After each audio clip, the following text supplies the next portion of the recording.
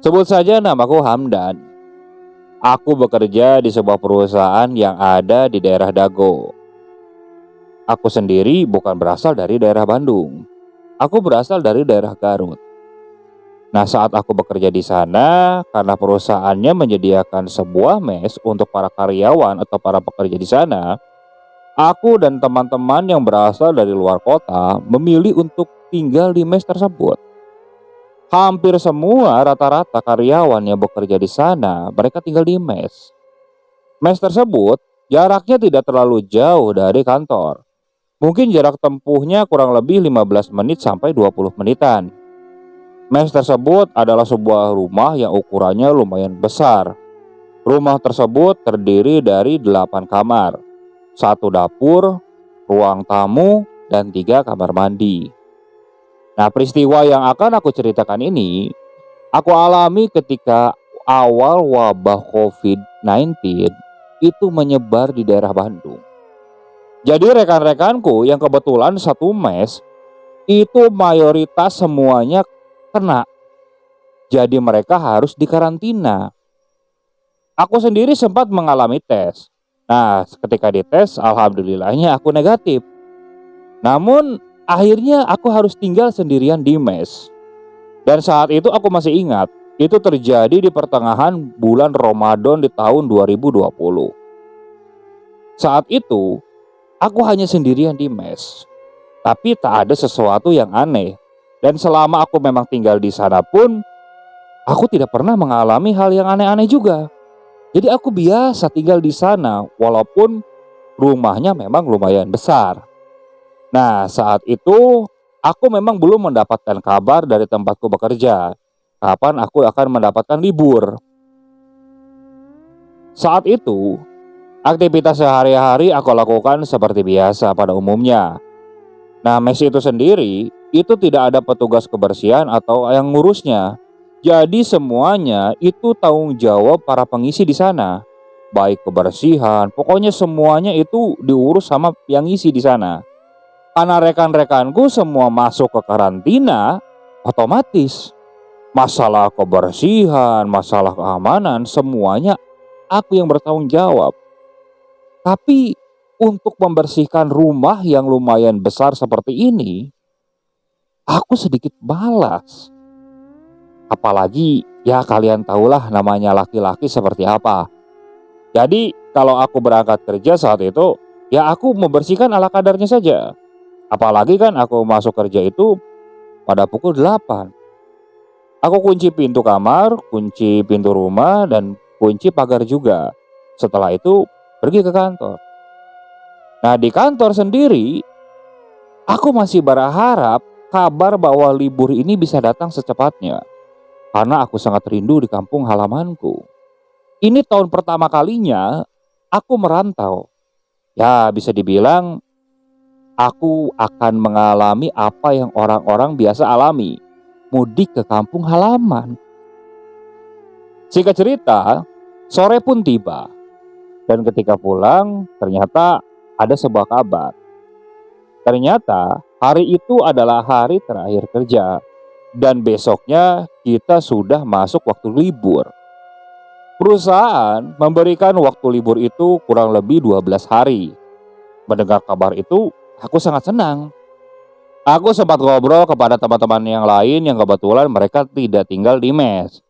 Namun rata-rata kan mereka sudah punya rumah di daerah Bandung sendiri.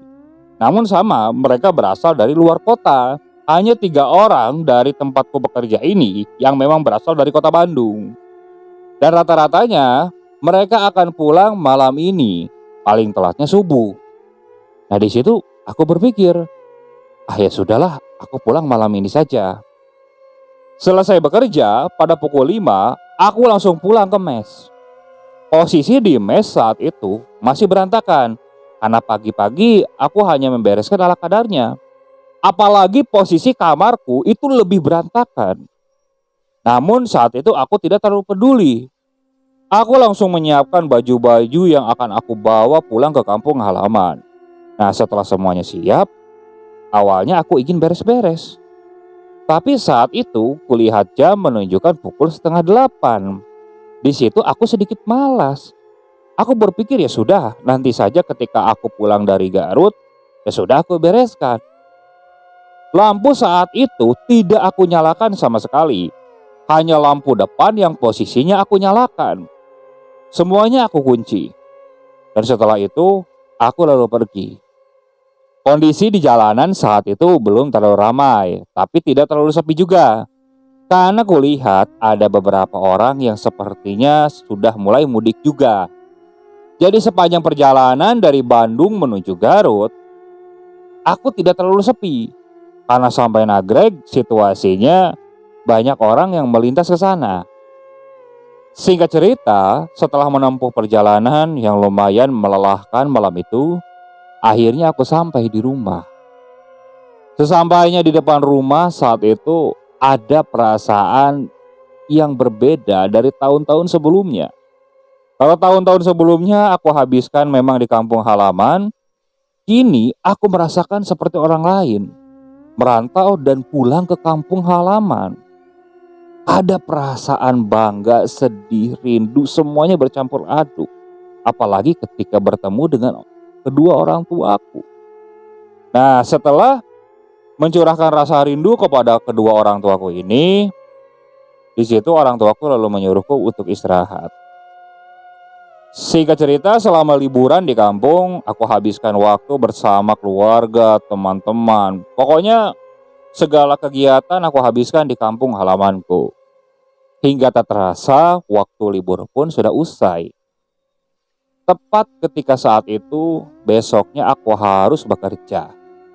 Karena jarak dari Garut menuju Bandung itu tidak terlalu jauh, jadi aku pikir aku akan berangkat subuh saja. Aku izin kepada orang tuaku dan mereka mengizinkan. Singkat cerita, setelah azan subuh, aku pamit kepada orang tuaku untuk berangkat ke kota Bandung. Setelah pamit, aku langsung pergi menggunakan sepeda motorku. Situasi jalanan saat itu lumayan ramai, ya walaupun waktu subuh. Karena mungkin ada beberapa yang sudah arus balik menuju kota Bandung dan mereka memilih berangkat pada subuh juga. Tujuanku saat itu tidak mampir dulu ke mes, tapi langsung ke tempat kerja. Nah, setelah sampai di Bandung, saat itu kulihat pada pukul 7. Aku sempat mencari sarapan dulu sebelum masuk ke kantor. Dan setelah itu, aku langsung masuk ke kantor dan bekerja seperti biasa pada umumnya. Namun aktivitas saat itu di kantor, kita ada halal bihalal dulu bersama karyawan di sana.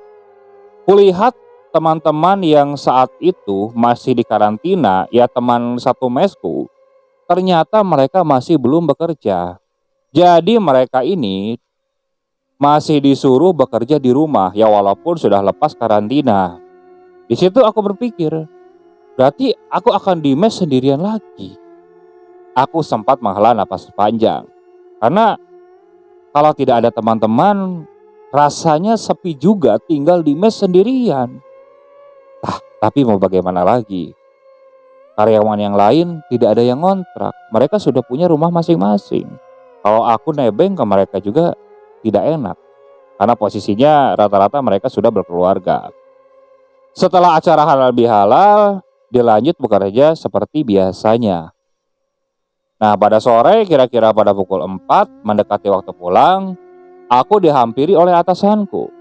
Ternyata saat itu atasanku, dia memerintahkan ada sebuah pekerjaan yang harus aku selesaikan hari itu juga. Karena aku merasa di mes juga aku tidak ada kerjaan sendirian, ya sudah aku terima saja kan. Di situ aku langsung melanjutkan pekerjaan. Hingga tak terasa, jam sudah menunjukkan pukul 8 malam dan pekerjaan baru selesai. Kulihat rekan-rekan yang lain juga sudah pada pulang. Di kantor hanya ada aku saja yang tersisa sendirian. Setelah selesai beres-beres, aku memutuskan untuk langsung pulang. Tapi sebelum pulang ke mes, aku mencari makan dulu. Karena posisinya di mes itu lumayan jauh kalau kita nyari makan. Jadi aku nyari makan dulu di warung makan langgananku, yang jaraknya memang tidak terlalu jauh dari tempat kerja. Selesai makan, aku lanjut menuju mes. Aku sempat memperhatikan saat itu. Saat aku sampai di depan pagar mes tersebut, aku sampai pada pukul 9 kurang 10 menit. Situasinya hampir sama seperti saat aku tinggalkan. Tampak hanya lampu depan saja yang menyala. Aku mulai membuka kunci pagar. Dan setelah itu aku masukkan motor ke dalam. Aku kunci kembali pagar. Nah, saat aku akan membuka pintu, entah kenapa ada perasaan enggan untuk masuk ke dalam. Ada perasaan yang berbeda. Tapi, aku coba tepis. Mungkin karena aku sendirian di sini. Nah, aku mulai buka pintu. Saat aku buka pintu, situasinya di ruang tamu, kamar, semuanya gelap. Karena memang saat aku pergi, lampu dalam tidak aku nyalakan sama sekali. Aku masuk untuk mencari stop kontak. Nah, aku nyalakan lampu satu persatu, termasuk lampu kamarku. Posisinya, lampu kamar itu berada di luar. Aku masih belum masuk saat itu. Di situ aku kembali keluar untuk memasukkan motor ke dalam garasi. Dan setelah itu, barulah aku masuk ke dalam. Nah, saat aku akan berjalan menuju kamar, aku sempat melirik. Di kamar sebelah kamarku itu posisinya pintunya terbuka. Karena lampunya tidak aku nyalakan, kamar yang di sebelah, di situ selintas. Aku seperti melihat ada sesosok putih tepat dia duduk di pinggir ranjang. Posisinya gelap, hanya ada kilas cahaya dari ruang tengah saja. Aku yang sempat melintas, lalu kembali melihat ke arah ruangan tersebut karena penasaran kan. Cepat-cepat aku nyalakan lampunya. Loh, ketika aku nyalakan, tak ada siapa-siapa.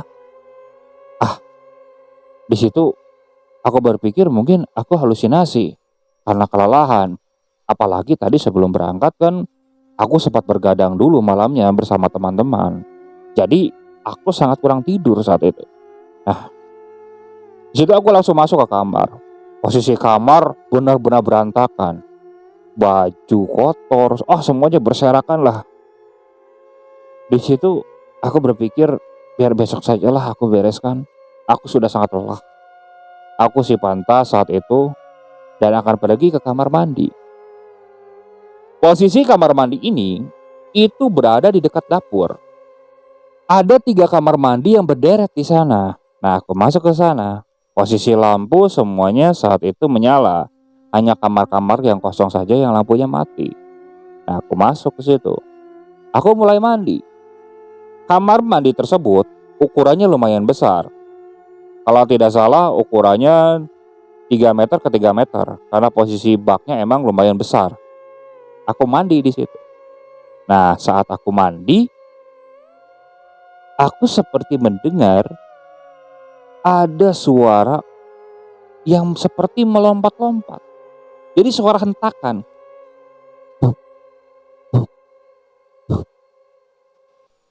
Aku sempat terdiam di dalam kamar mandi. Aku coba dengarkan. Itu suara apa?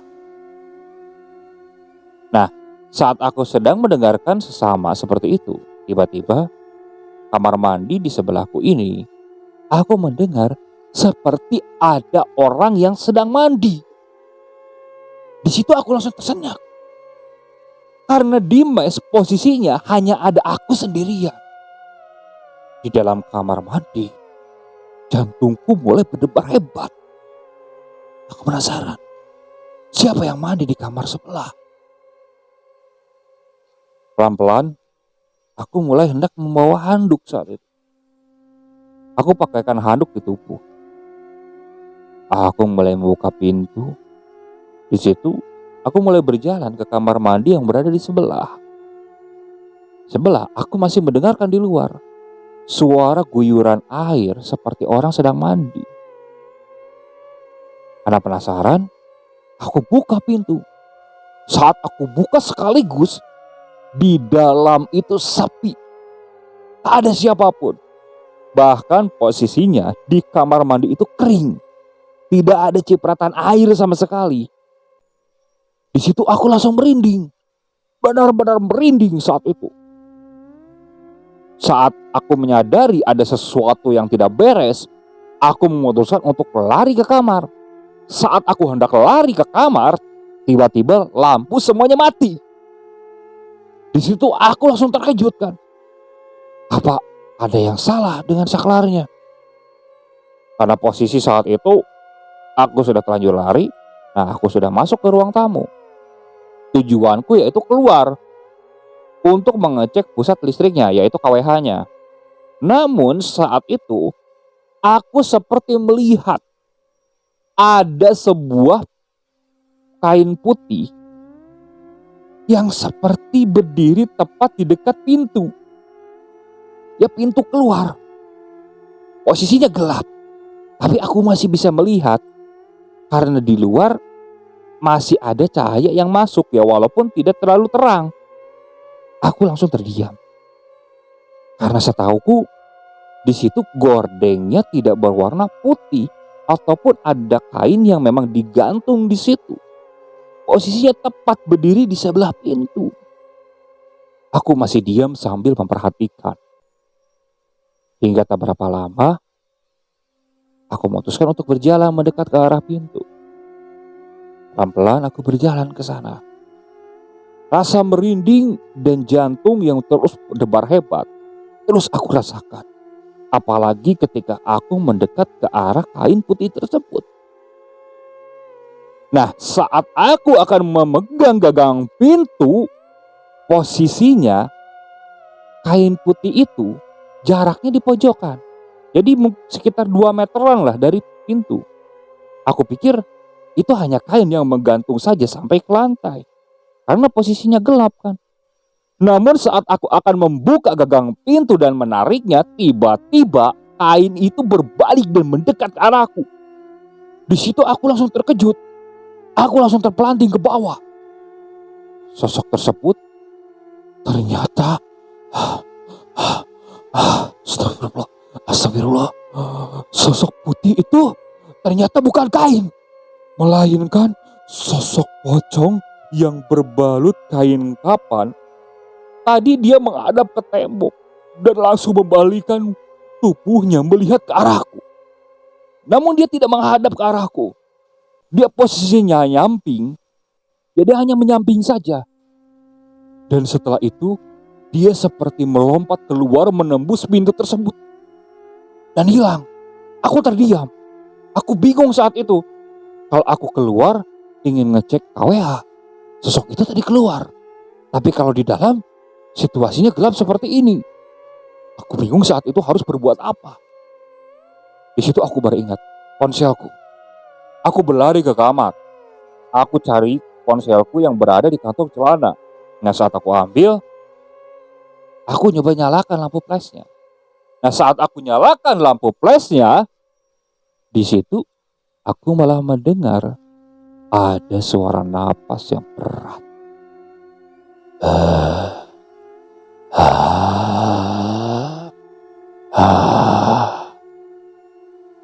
Aku langsung celangak-celinguk. Di mana sumber suara itu? Aku mulai panik. Aku mulai berlari ke arah pintu. Di pintu, cepat-cepat aku buka. Aku lihat ke arah KWH-nya. Ternyata tidak ada yang salah. Tapi listrik di dalam ini masih mati. Loh, kok bisa? Pandanganku pun melihat ke arah halaman. Nah, tepat ketika aku melihat keluar di salah satu titik di halaman tersebut, aku melihat kembali sosok itu berdiri di sana. Dia berdiri seperti melihat ke arahku. Otomatis kan, aku panik. Aku masuk kembali ke dalam. Posisinya aku masih memakai handuk saat itu. Aku langsung masuk ke kamar. Aku kunci pintu. Lampu flash di HP masih aku nyalakan. Di situ aku bingung. Aku harus menghubungi siapa? Setelah aku pikir-pikir, ada satu nama yang terlintas, yaitu Amir. Aku coba hubungi Amir malam itu. Aku telepon 1 kali, dia tidak angkat. 2 kali tidak diangkat, dan ketiga kali barulah diangkat. Nah, saat aku dengar suaranya, sepertinya si Amir ini sudah tidur. Nah, mendengar suaraku yang panik saat itu, nah si Amir seperti langsung merespon segar. "Bel, tolong, aku butuh bantuanmu. Datang ke mes sekarang, tolong. Aku minta tolong, bener, tolongin." Nah, mendengar aku seperti itu kan, si Amir sempat bingung, aku kenapa?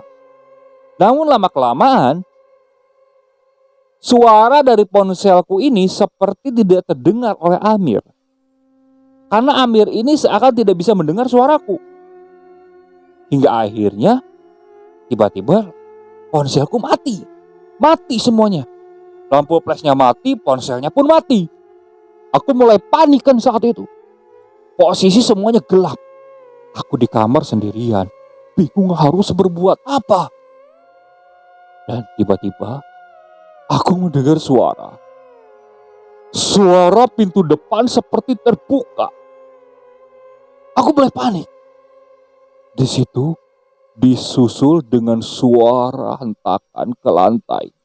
Suara hentakan seperti sesuatu yang sedang melompat.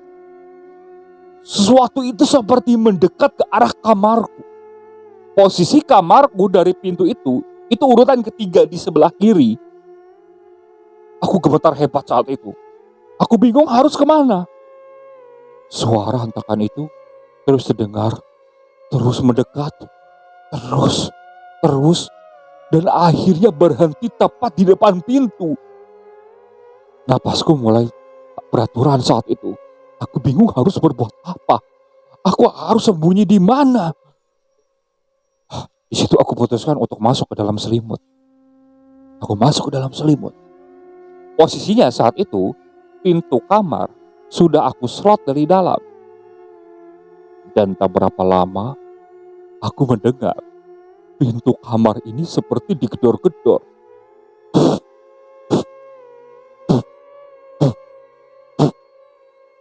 Di dalam hati, aku mulai berdoa. Ya Tuhan, tolong, tolong, tolong. Suara gedoran itu terus saja berulang. Aku yang di dalam selimut mulai ketakutan. Aku tak tahu harus berbuat apa. Harapanku cuma satu. Amir paham dengan apa permintaanku dan dia datang ke sini.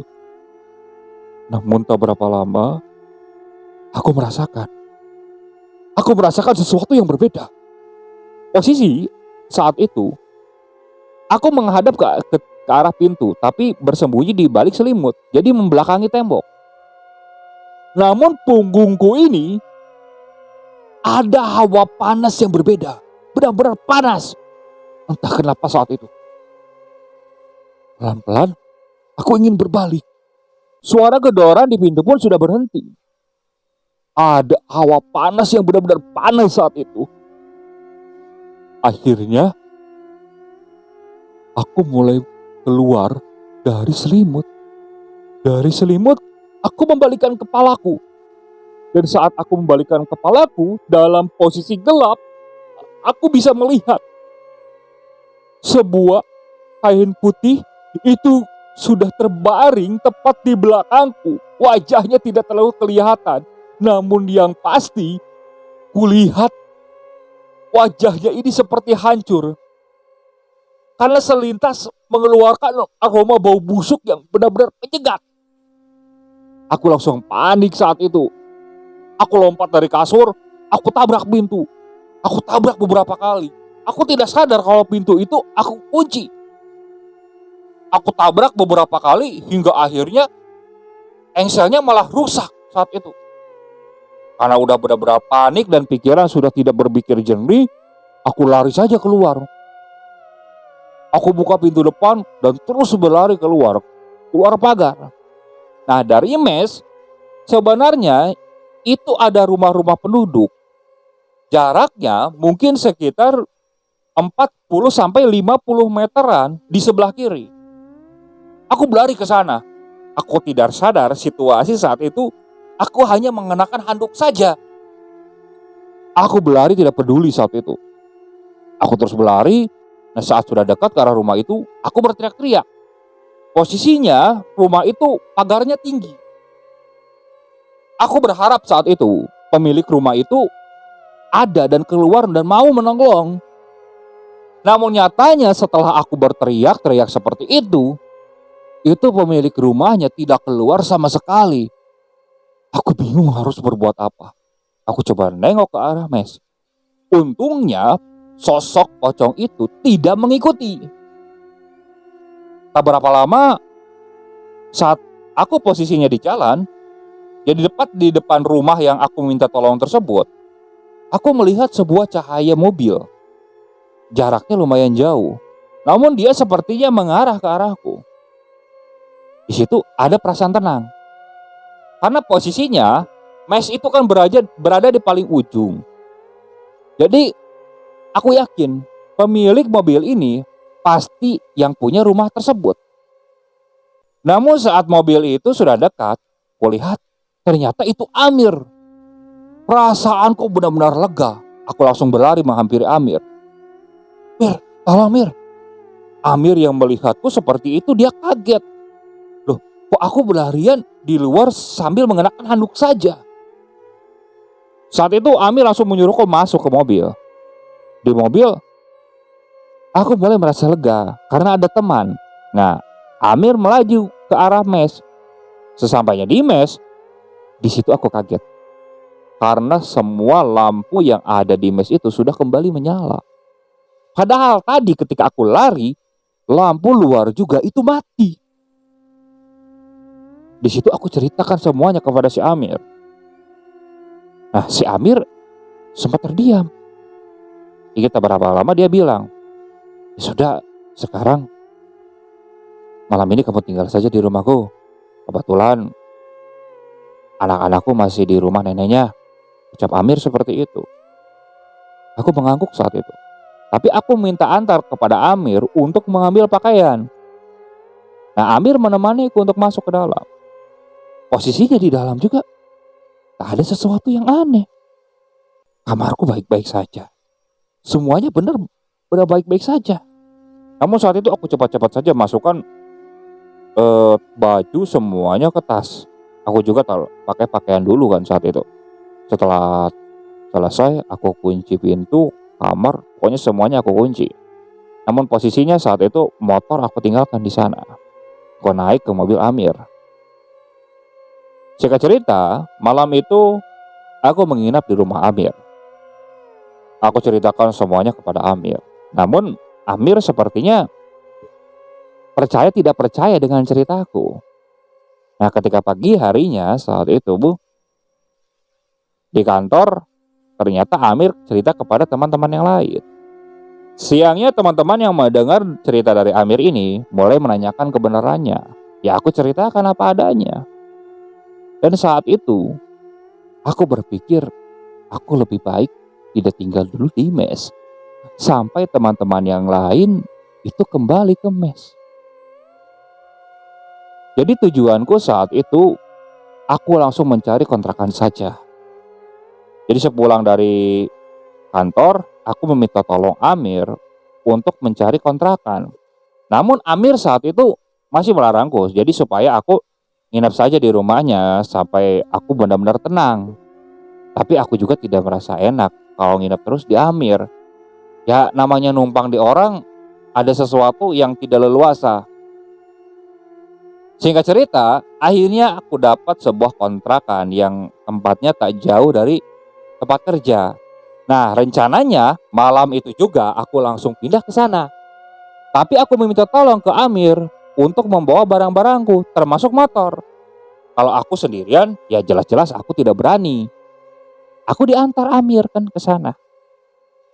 Aku buka gerbang, buka pintu, dan masuk ke dalam untuk mengambil barang-barang. Amir mengikutiku.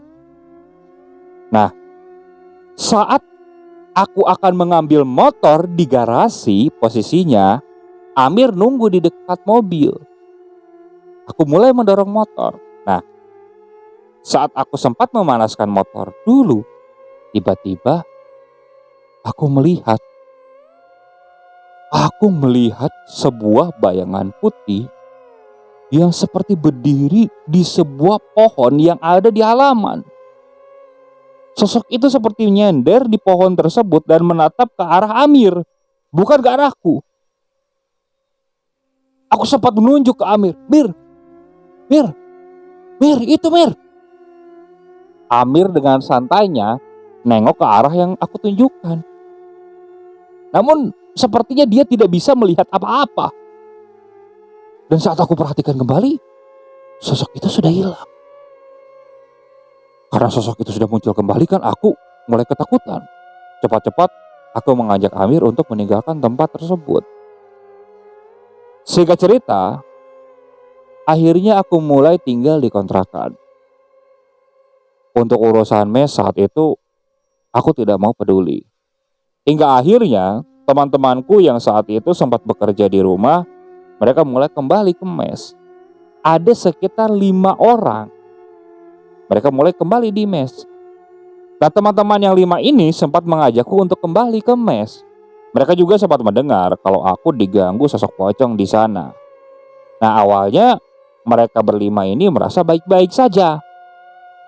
Namun, ketika 3 hari mereka tinggal di sana, mereka mulai mengalami apa yang aku alami. Teman-temanku diganggu oleh sosok pocong itu. Ada yang diganggu ketika tidur, ada yang diganggu ketika di kamar mandi. Yang lebih parahnya, saat itu ada temanku, dia pergi ke kamar mandi malam-malam. Dia ingin kencing, namun saat berbalik, sosok pocong itu sudah berdiri di pintu menghadangnya. Karena panik dan takut, dia langsung pingsan. Akhirnya di hari kelima, teman-teman yang 5 itu memutuskan untuk tidak tinggal di mes. Mereka memilih untuk kontrak. Mendengar keluhan dari kami yang tinggal di mes, pimpinan kami saat itu, dia sempat datang ke mes. Posisinya saat itu dia mempunyai kenalan seorang spiritual, ya orang yang paham tentang hal-hal seperti itu. Konon katanya, aku mendengar kabarnya, si bos ini itu membersihkan tempat tersebut dan sosok itu sudah diusir, kata si bosnya. Tapi kami yang sempat kontrak ini belum berani ke sana. Sampai akhirnya teman-teman yang lain yang di karantina akhirnya pulang semua dan bisa bekerja kembali di perusahaan tersebut. Mereka pun tinggal di mes. Hanya beberapa yang tinggal di kosan termasuk aku. Namun kata teman-teman yang tinggal di mes, mereka tidak mengalami hal seram lagi. Nah, di situ aku baru percaya kalau sosok tersebut mungkin sudah diusir. Jadi bulan kedua, aku dan rekan-rekan yang lain memutuskan untuk kembali di mes. Dan alhamdulillahnya saat itu aku tidak mengalami gangguan-gangguan lagi. Mungkin sosok tersebut datang ketika sebuah tempat benar-benar dikosongkan. Apalagi memang tidak diberikan alat penerangan sama sekali. Karena aku sendiri tidak tahu asal mulanya dari mana sosok itu bisa datang. Karena sebelumnya aku belum pernah diganggu di sana. Oke, sekian untuk cerita kali ini. Saya mohon maaf apabila masih banyak kekurangan dalam pembawaan ceritanya. Kritik dan sarannya silakan kalian bisa cantumkan di kolom komentar. Tak lupa saya juga ucapkan terima kasih kepada narasumber yang sudah membagikan kisahnya, termasuk para penonton yang benar-benar setia mengikuti cerita dari channel Keramat Horor ini. Semoga kalian selalu diberikan kesehatan, dilancarkan rezekinya, dan dijauhkan dari musibah. Terus ikuti cerita-cerita yang dibawakan oleh channel Keramat Horor ini. Assalamualaikum warahmatullahi wabarakatuh.